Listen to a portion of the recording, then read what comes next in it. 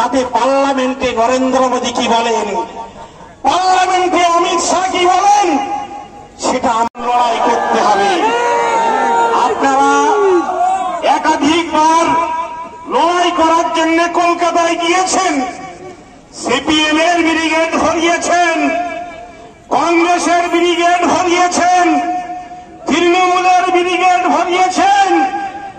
এবার কি মুসলমানদের ব্রিগেডটা ভরাতে পারবে? আজকে ফুরফুরা শরীফের একাধিক পীর সাহেব কেবলা এবং পীরজাদাদের সঙ্গে কথা হয়েছে। তারা বলছেন সভা অনেক হয়েছে, কিন্তু এবার ব্রিগেডে দাঁড়িয়ে আমরা স্পষ্ট ভাষায় বলতে চাই যে আমাদের উপরে আমাদের ধর্মীয় যে স্বাধীনতা, তার উপরে সামান্যতম হস্তক্ষেপ আমরা মেনে নেব না। আমার লড়াই করতে হবে জীবনের শেষ রক্তবিন্দু দিয়ে। আমরা জানি, আমরা আপনাদের যদি বলা হয় যে কাল সকাল পর্যন্ত এখানে বসে লড়াই করতে হবে, আমি জানি আপনারা ক্ষুধার্ত থাকতে পারেন। সবে পবিত্র রমজান মাস বেরিয়েছে, আপনারা ক্ষুধার্ত থেকে লড়াই করতে পারবেন। আমরা এখন বলছি গাড়ি ভাড়া দেওয়া হবে না, পাউরুটি দেওয়া হবে না, মুড়ি চানাচুর দেওয়া হবে না, নিজেদের পয়সায় গাড়ি ভাড়া করে কলকাতায় আসতে হবে। আপনারা হাজার হাজার গাড়ি নিয়ে কলকাতায় গিয়েছেন, এবার কিন্তু কলকাতাতে 1 লক্ষ গাড়ি সমগ্র পশ্চিম বাংলা থেকে আসবে, আর শুধুমাত্র ভারত থেকে 10,000 গাড়ির দায়িত্ব আপনাদের নিতে হবে।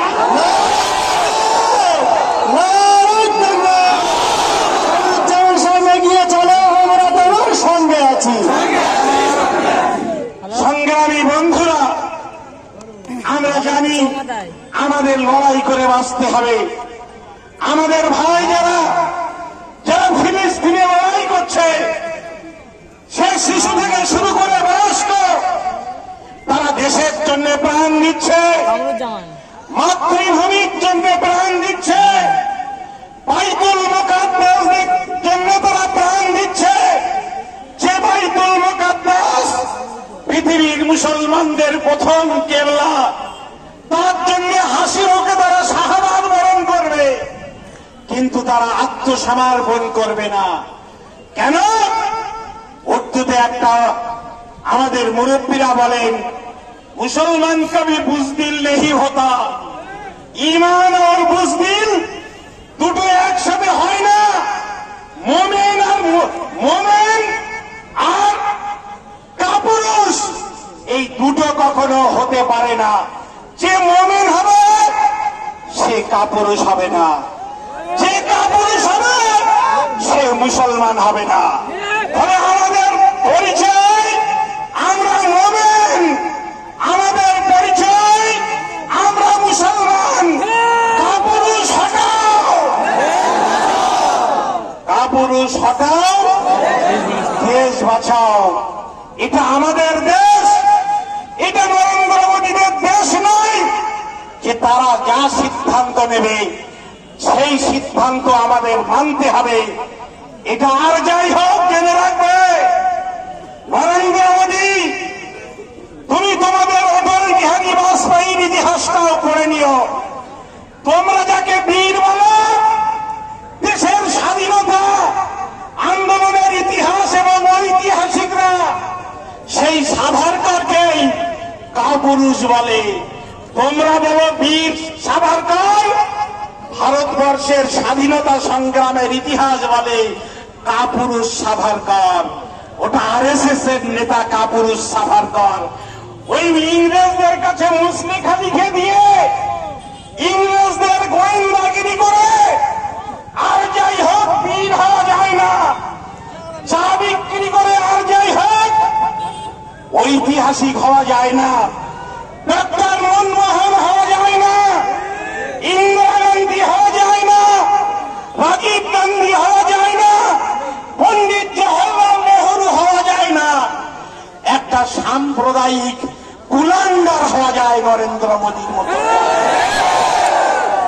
ফলে আমরা জেনে রাখবেন, আমরা এই দেশ আমাদের, এখান থেকে ইংরেজদের বিতাড়িত করেছিল বিজেপির নেতারা নয়, ইংরেজদের বিতাড়িত করেছিল কংগ্রেসের নেতারা, ইংরেজদের বিতাড়িত করেছিল মুসলিম লীগের নেতারা। ইংরেজরা ভয় পেয়েছিল খেলাফত আন্দোলনে, ইংরেজরা ভয় পেয়েছিল গান্ধীজির অসহযোগ আন্দোলনে, মাওলানা আবুল কালাম আজাদের ডাকে ইংরেজরা ভয় পেয়েছিল, চলে যেতে চেয়েছিল। যেদিন ভারতবর্ষের স্বাধীন হয়েছিল সেদিন বিজেপির যে রাজনৈতিক সংগঠন হিন্দু মহাসভা, তারা বলেছিল আমরা এই স্বাধীনতা মানি না। কেন? তারা স্বাধীনতার স্বাদ চায়নি, তারা গোলামি করে ইংরেজদের পা ছুটে বেঁচে থাকতে চেয়েছিল এই বিজেপি। ফলে যারা ইংরেজদের পা চেটে তারা আজকে সংখ্যাগরিষ্ঠতা দেখিয়ে পার্লামেন্টে প্রবেশ করে ক্ষমতাকে কাজে লাগিয়ে তারা বলবেন যে আমরা দেশপ্রেমিক হতে চাই, আর মুসলমানদেররা দেশপ্রেমিক নয়। জেনে রাখবেন, জমিদার এ বিচার তারা করবে যারা এই দেশকে স্বাধীন করেছিল। এটা নরেন্দ্র মোদী বা অমিত শাহের বাবার সম্পত্তি নয় যে মুসলমানরা তোমাদের কাগজ দেখাতে বাধ্য থাকবে। আমরা আইন দিয়ে সুপ্রিম কোর্টে গিয়ে আন্দোলনের মধ্য দিয়ে আমরা আমাদের অধিকার বুঝে নেব। বিজেপির কাছে কাগজ দেখিয়ে মসজিদ উদ্ধার করব না, জান দেব, কিন্তু মসজিদের গায়ে স্পর্শ করার অধিকার দেব না।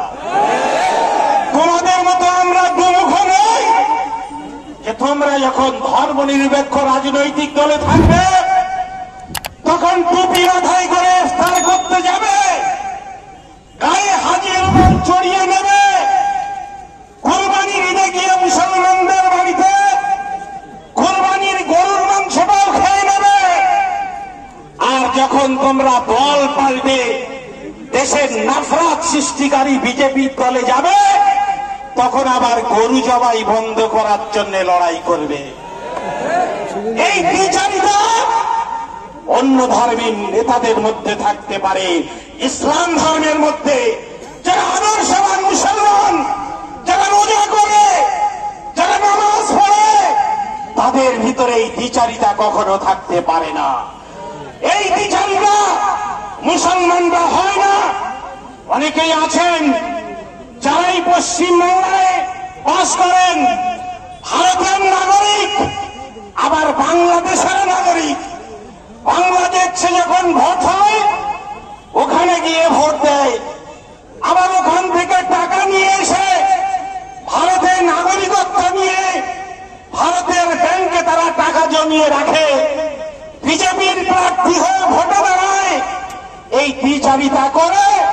আর বিজেপির কাছে নাকি ওয়াশিং মেশিন আছে, যে ওয়াশিং মেশিনের মাধ্যমে দুর্নীতি, ভ্রষ্টাচার, অপব্যবহার, চুরি, ডাকাতি, নারীরা থেকে নেওয়া টাকা সব নাকি ফ্রেশ করে ফেলা যায়।